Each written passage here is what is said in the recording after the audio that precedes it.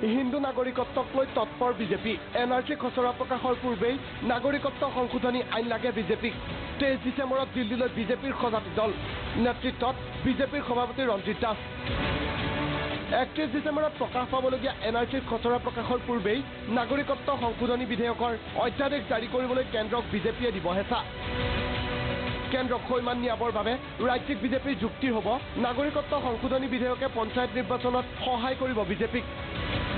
যোৱা 11 ডিচেম্বৰতে ৰাজ্যিক বিজেপিৰ এই গোপন ব্লুপ্ৰিণ্ট তৈয়াৰ হৈছিল মুখ্যমন্ত্ৰী সৰ্বানন্দ সোণোৱালৰ অধ্যক্ষতাত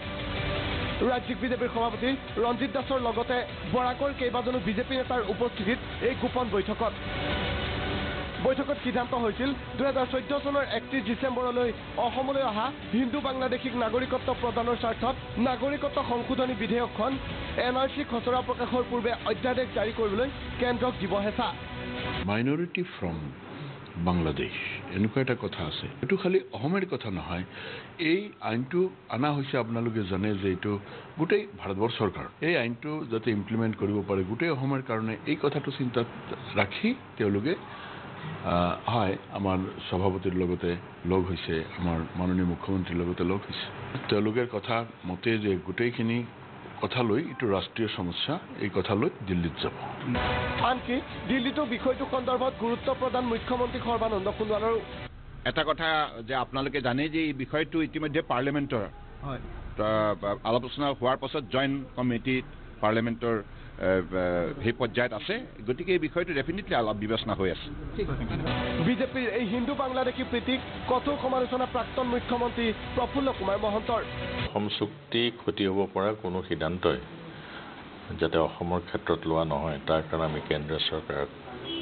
আবেদন জনাইছোঁ আমি দাবী কৰি আহিছোঁ আৰু এতিয়াও আমি ৰাজ্য চৰকাৰে হওক কেন্দ্ৰীয় চৰকাৰে হওক আমি তেওঁলোকক পুনৰ ক'ব বিচাৰিছোঁ যাতে অসমত এক অপ্ৰীতিকৰ পৰিস্থিতি কৰিবৰ কাৰণে যিবিলাক চক্ৰই ষড়যন্ত্ৰ কৰি আছে এই চক্ৰবিলাকক দৃঢ়তাৰে প্ৰতিহত কৰে বিজেপিৰ এই ভয়াৱহ পৰিকল্পনাৰ পাছত এতিয়া কি স্থিতি হ'ব আছুৰ লগতে জাতীয় সংগঠনসমূহৰ কি স্থিতি হ'ব মিত্ৰ দল অগপৰ নে হ'ব নেকি মৌনতাই সন্মতি লক্ষ্মণ ভিডিঅ' জাৰ্নেলিষ্ট ৰিজু দাসৰ সহযোগত ৰুবুল গগৈ প্ৰাগ নিউজ গুৱাহাটী আয়কৰ বিভাগৰ অভিযান চলাৰ পিছত অসুস্থতাৰ নাটক কৰি আইচিইউত ভৰ্তি হৈছিল ব্যৱসায়ী মহাবীৰ জৈন কিন্তু সুস্থ ঘোষণা কৰি চিকিৎসকে হাস্পাতালৰ পৰা ছুটি দিয়ে চতুৰ ব্যৱসায়ীজনক মহাবীৰ জৈনৰ ঘৰত কোটি কোটি টকা জব্দ বহু আপত্তিজনক নথি লকাৰ ভাঙি উলিয়ালে বৃহৎ কলাধন আয়কৰ বিভাগৰ অভিযানৰ পিছত আইচিইউত মহাবীৰ জৈন মঙলবাৰে পুৱাৰে পৰা ব্যৱসায়ী মহাবীৰ জৈনৰ ঘৰত আয়কৰ বিভাগে চলাইছিল অভিযান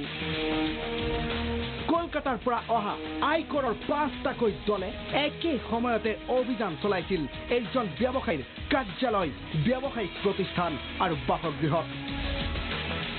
অভিযান কালত আয়কৰ বিভাগৰ কাষ নাচাপিল এই